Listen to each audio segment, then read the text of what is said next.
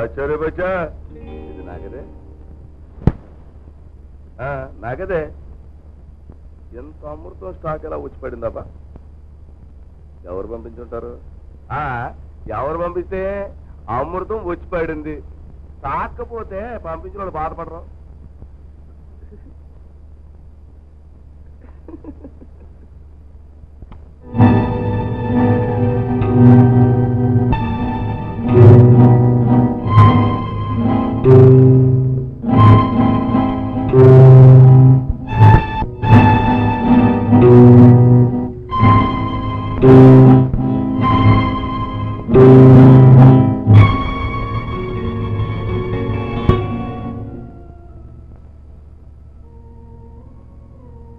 నువ్వు చేసిన పనికి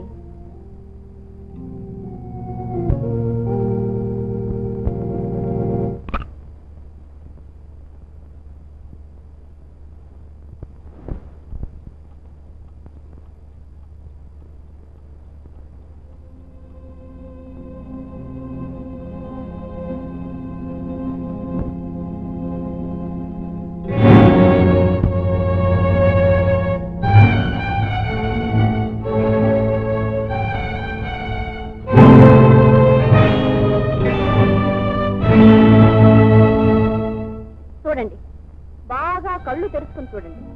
నేను చెప్తే అబద్ధం అన్నారుగా, ఇప్పుడు మీ కళ్ళతో మీరే చూసి ఏది నిజమో ఏది అబద్ధమో మీరే తెలుసుకోండి. అమ్మా ఏంటి అలా చూస్తున్నాను నన్ను?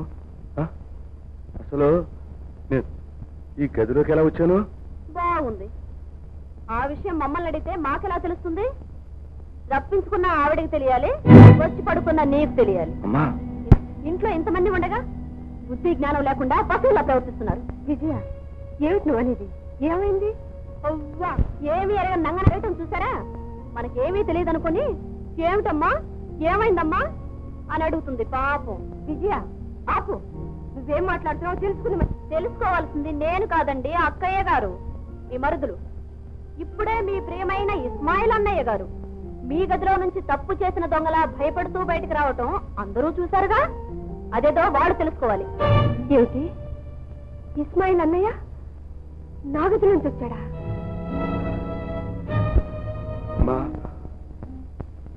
అలా చూడకమ్మా, నాకేం తెలీదమ్మా. కళ్ళు తెరిచి చూశారుకమ్మా, నీ గదిలో ఉన్నానమ్మా. అంతకు ముందు ఏం జరిగిందో నీ గదిలోకి నాకేమీ తెలియదమ్మా. ఇస్మాయిల్, రాత్రి నువ్వు తాగావా? రాత్రి నువ్వు తాగావా? తాగానమ్మా. ఇస్మాయిల్, నేను నీకేం ద్రోహం చేశానని నాకింత అపకారం తలపెట్టావు. నువ్వు తాగి చేసిన ప్రతి పిచ్చి పని నవ్వుతూ భరించాననా? నలుగురిలో నన్ను తల వంచుకునేలా చేస్తావు. అమ్మా అంత మాట్లాడకమ్మా. కానీ తల్లిని కోరికతో తాకే కొడుకులు మాత్రం కాదమ్మా. అమ్మా బాబు మధు, బాబు మధు, అమ్మ విజయ, మీ కాళ్ళు పట్టుకుంటారమ్మా. మమ్మల్ని అపార్థం చేసుకోకండమ్మా. శాంతమ్మా నా తోడ పుట్టిన చెల్లెలు లాంటిదమ్మా. చెల్లెలు చెల్లెలు కాదుగా. ఈ మాటలు చెప్పే ఇంతకాలం ఇంట్లో తిరగలిగావు, ఇంత పని చేయగలిగావు. మీ పాపం పండి ఇవాళ మాకంట పడ్డారు. అందుకే ఇంత అందంగా బొంకుతున్నావు. ఎంత బొంకినా రంకు దాగడదో నీకు తెలియదు కాబోలు. తెలుసుకో. ఇంకేం మాట్లాడుతున్నా? దేవతను తప్పుపడితే ఆ పెరిగే పాపాలకు అంతం ఉన్నా. ఊర్పాట్యం నన్ను తిట్టమ్మా. తప్ప తాగి ఒళ్ళు పై తెలియకుండా దేవత లాంటి మా అమ్మకి మచ్చ తెచ్చానమ్మా. నేను చెయ్యవలసిందంతా చేసి ఎన్ని నాటకాలు, ఎన్ని బూటకాలు. చిచ్చి, ఇంకొక క్షణం ఇంట్లో ఉంటే ఊళ్ళో జనం వచ్చి మన ముఖం మీద కూడా ఉమ్మేస్తారు. అయినా ఈ నికృష్ట పంపలో ఉండవలసిన కర్మ మనకేం పట్టిందండి? ఇంటికి పోదాం పదండి. అమ్మా విద్య, మధు, మధు, బాబు వెళ్ళిపోతున్నావా? వద్దు మధు, వద్దు. ఆయన్ని పోగొట్టుకున్నందుకే సగం చచ్చి బ్రతుకుతున్నాను.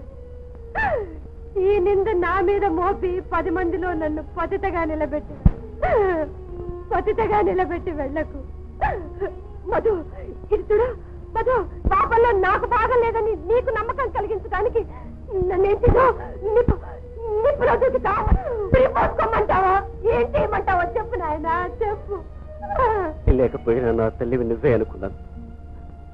అందుకే ఇంతవరకు నువ్వేం చెప్పినా చేశాను. ఇక నువ్వు చెప్పవద్దు, నేను చెయ్యవద్దు.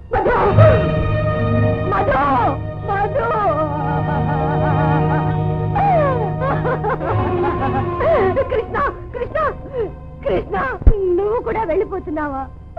ఈ వదిలి మీద నీకు అనుమానమా నాయనా? ఆ శ్రీరాముడు కూడా ఆ సీతమ్మను అనుమానించాడు. కానీ లక్ష్మణుడికి మాత్రం ఆ సీతమ్మ ఎప్పుడు మహాసాధ్వే వదినా, మహాసాధ్వే. చాలు బాబు, నీకు నమ్మకం ఉంది. నాకంతే చాలు ఆయన, నాకంతే చాలు. ఊరుకో వదినా, ఊరుకో.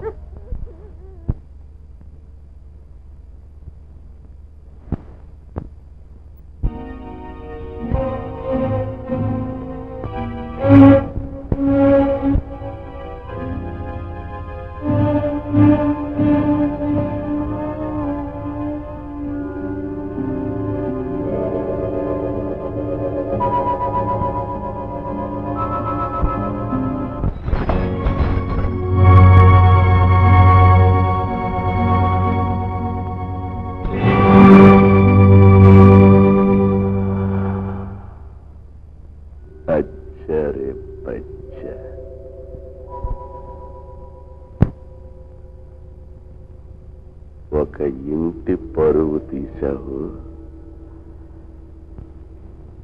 ఒక మనిషి ప్రాణం తీయలేవు.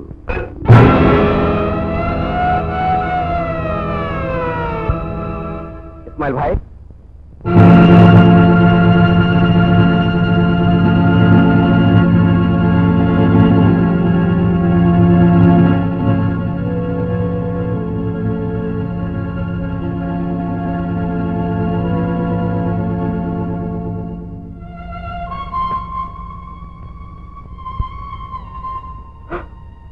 इस्माइल भाई, इस्माइल भाई.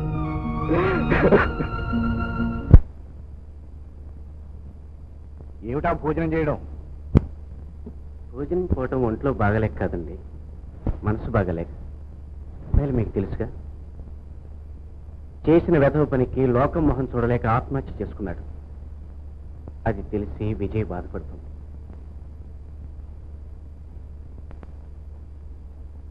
ఏమమ్మా, నిజంగానే బాధపడుతున్నావా?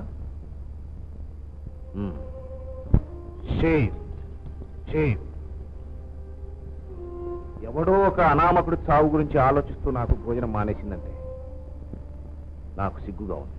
అది కాదు నాన్న, మధు మనసు విరిచేసి ఇక్కడికి పోవాలనుకున్నామే కానీ ఆ కారణంగా ప్రాణాలు పోతాయి అనుకోలేదు.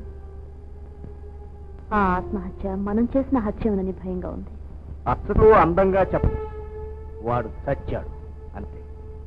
చూడమ్మా, కరెంటు దీపాల మధ్య పుట్టిన దానివి కిరసనాయిల దీపం ఎప్పుడూ నువ్వు చూసు. వెలుతురును తినేయాలి. ఆ దీపం చుట్టూ పురుగులు ఒకదాన్నొకటి తూసుకుంటూ తిరుగుతూ ఉంటాయి. ఈ క్షణానికి ఒకటి మాడిపోతూ ఉంటుంది.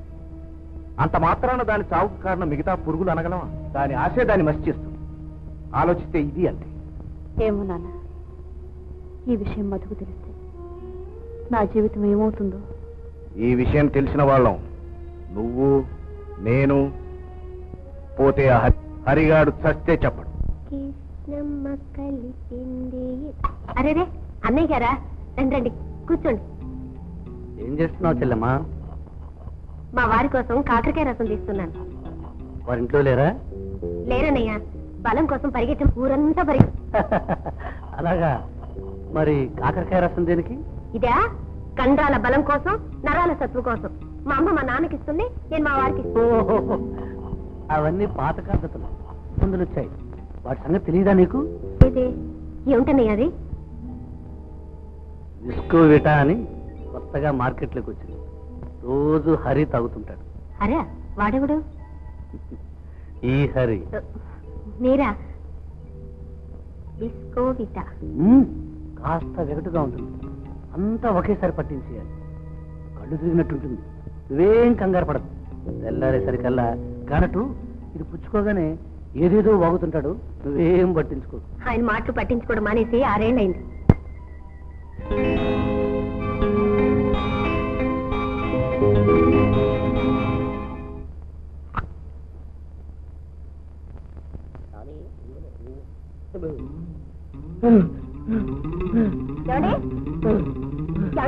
వచ్చేసారా? అవును, ఈ రోజు ఎన్ని పరుగులు తీశారు? ఏమండి, 60. ఏమండి, ఈ రోజు నీకు శుభవార్త చెప్పబోతున్నాం. ఏమిటది? కాకరకాయ రసం మారేశారు. అయ్యో ఇదిగోండి, ఎక్కువ పిండకండి, బండి చిరిగిపోతుంది. అవును, చూసారా? మేడ మీద 6 అడుగులు అన్నీ లేరు, ఆయన ఇచ్చారు. తాగితే కండలు కొండల్లా పెరుగుతాయి. వాడిచ్చాడా? తీసుకోవిట అంటే బోర్నవిట గొప్ప, అంతకంటే గొప్పది. ఏది నోటారండి? నోట్లో పోనేస్తాం. సరే, మీకు ఒక పొడుపుగా చెప్పనా? 2 స్నేహితులు ఎదురయ్యారు. మొదటి వాడేమో హలో అన్నాడు. రెండో వాడేమంటాడు? వాడు హలో అంటాడు. ఏమంటాడు? హలో. ఇల్లంతా మంచు తిట్టదండి పాపం, ఆశ్చర్యంగా ఉంది. అవును, మీరేమండి బాబు? మీ ఖాళీనండి. ఖాళీ పోలియో ఖాళీ చిత్తుతో కొట్టే అంతే మరి. అవును, ఇది ఎవడొచ్చిదే? 6 అడుగులట. చిత్తురా 3 అంగుళాల్లో మడత పెట్టేసి ఇందులో పెట్టి నూనెసి నా కాకరకాయ రసం ఆడికిచ్చిస్తాను. ఏమనుకుంటున్నా ఏంటో. సరేలేనండి. ఎక్కడికి రండి. ఎక్కడికి రమ్మంటుంటే?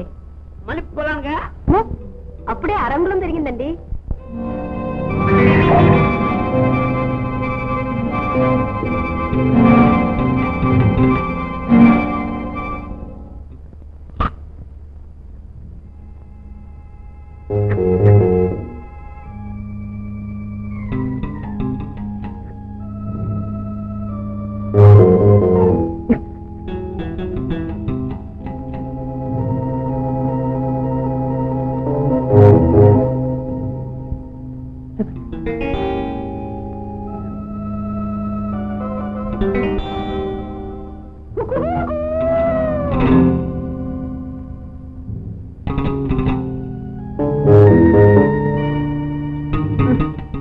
దూరంగా పడుకోండి. ఇదేమిటి ఇంత పడుకున్నారేంటి? అన్నయ్య, అన్నయ్య లేదు, తున్నయ్య లేదు. ఈ సరి వడ్డీతో సహా తీసుకుంటాడు. చెల్లమ్మ చెల్లమ్మ అంటూ ఇంత అసహ్యంగా ప్రవర్తిస్తావా?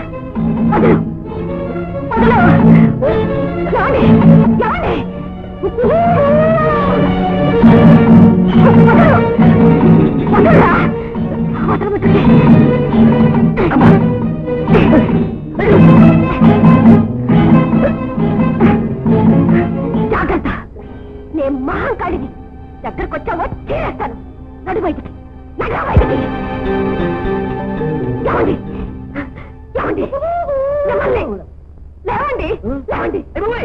అది కత్తే ఎవరికైనా గుర్తుకు చచ్చిపోతాడు. అది కాదండి, ఆ మేడ మీద వెళ్ళాడు. నన్ను నన్ను చెప్పు. ఏం లేదు, గొడవ చేశాడు. మనం కింద ఉండొచ్చు, వాడు మేడ మీద ఉండదు. మీరొద్దండి. నేను ఇలా ఉన్నాను అనుకుంటున్నావా? వాడంత పుడుతూ ఉన్నాను అనుకుంటున్నావా? వాటి సంగతి చేస్తకపోతే నా పేరు అప్పరం అవుతుంది.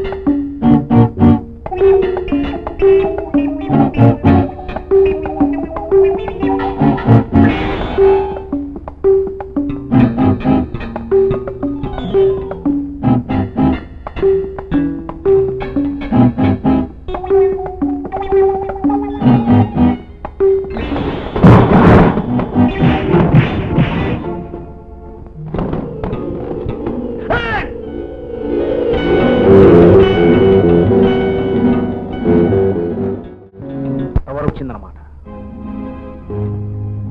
ఎక్కడ చూసి? ఆ పెద్ద బజార్లో ఉన్న బట్టల కొట్టులోనండి. విజయ, ఏనా తొందరగా రెడీ అవ్వమ్మా, బజార్కి వెళ్దాం. మంచి చీరలు కొందువు కానీ. అదిగో చీరలు అక్కడ బాగున్నట్టున్నాయే.